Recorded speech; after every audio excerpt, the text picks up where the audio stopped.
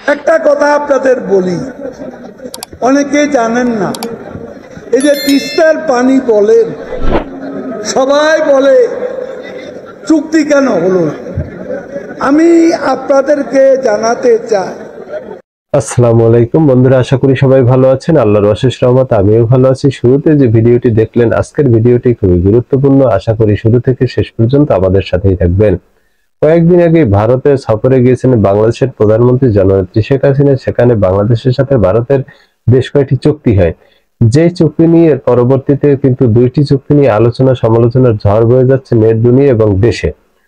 তার সেখানে যে দুইটি বিষয় নিয়ে আলোচনা সমালোচনা হচ্ছে, সেটি হচ্ছে বাংলাদেশের ভিতর দিয়ে যে ভারতের একটি ট্রেন লাইন যাবে, এই বিষয়টির জানাজানির পরেও বাংলাদেশের অনেক দাবি করেছেন যে আমরাও তাদের দেশের ভিতর দিয়ে ট্রেন নিয়ে যেতে চাই, আমরাও নেপাল এবং ভুটানের সাথে তাদের দেশের উপর দিয়ে ট্রেন লাইন নিয়ে গিয়ে ব্যবসায়িক সম্পর্ক করতে চাই।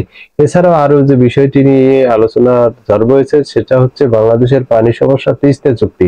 তো তিনি দাবি করেছেন এতগুলো চুক্তি হলে তাহলে অবশ্যই সরকার কেন তিস্তা চুক্তি করতে পারলো না। এই বিষয়টি ক্লিয়ার করেছেন আওয়ামী লীগের সাধারণ সম্পাদক জনাব ওবায়দুল কাদের। সোমবার বিকেলে তেজগাঁও আওয়ামী লীগের ৭৫তম প্লাটিনাম জয়ন্তী প্রতিষ্ঠা বার্ষিকীর অনুষ্ঠানে আওয়ামী লীগের সাধারণ সম্পাদক ওবায়দুল কাদের তিনি এই বিষয়টি ক্লিয়ার করেছেন। তিনি জানিয়েছেন যে তিস্তা চুক্তি না হওয়ার কারণ, সেখানে কেন্দ্রীয় সরকার ইচ্ছা করলেই কোনো রাজ্য সরকারের অধীনের পানি অন্য কোনো দেশকে দিতে পারে না। এ কারণে যখন এই পানির বিষয়টি নিয়ে সরকারের সাথে কথা হচ্ছিল, এমতো অবস্থায় কিন্তু মমতা ব্যানার্জি এই বিষয়টি নিয়ে তিনি ছাপ জানিয়ে দেয় এবং আন্দোলন শুরু করে যে কোনো মতেই তিনি তার এলাকার পানি বাংলাদেশে দেবে না।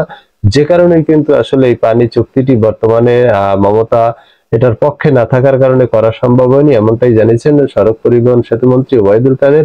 বন্ধুরা, চলুন আমরা ওবায়দুল কাদেরের বক্তব্যটি শুনে আসি।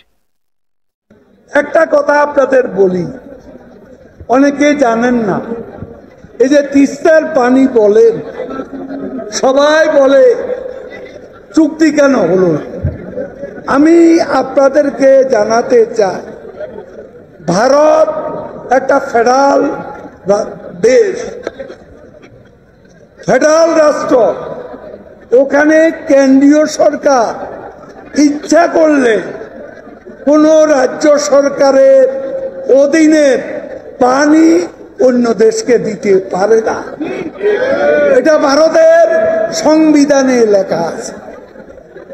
তাদের সংবিধান বলে কেন্দ্রীয় সরকার যদি ধরেন তিস্তার পানি, এর আগে গঙ্গার পানি দিত, পশ্চিমবঙ্গে জ্যোতি বসু সরকার ছিল, তাদের সম্মতি ছিল বলে আমরা গঙ্গার পানি বুঝে পেয়েছি।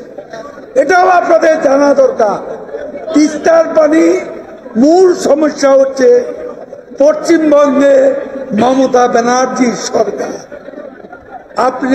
আপনারা তো শুনেছেন, যখনই শেখ হাসিনার সাথে আলোচনা হচ্ছিল তখনই করছে উঠেছেন মমতা, কলকাতা থেকে এই পানি আমরা দেব না, কোনো দিনও বাংলাদেশকে এ পানি দেব না, এই ঈর্ষা আমরা দিতে পারি না। কি একটা সমস্যা।